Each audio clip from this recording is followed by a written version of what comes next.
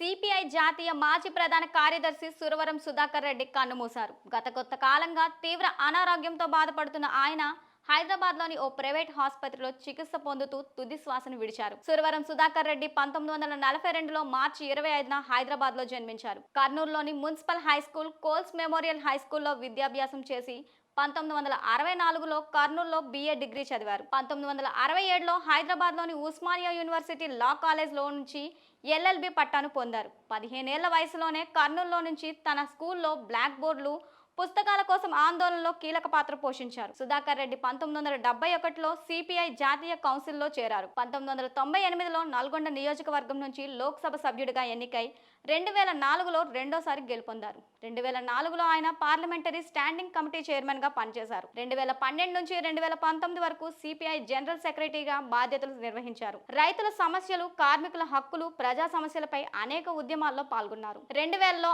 ఆంధ్రప్రదేశ్లో విద్యుత్ ధరల పెంపుపై వ్యతిరేకిస్తూ జరిగిన ఆందోళనలో కీలకంగా వ్యవహరించారు.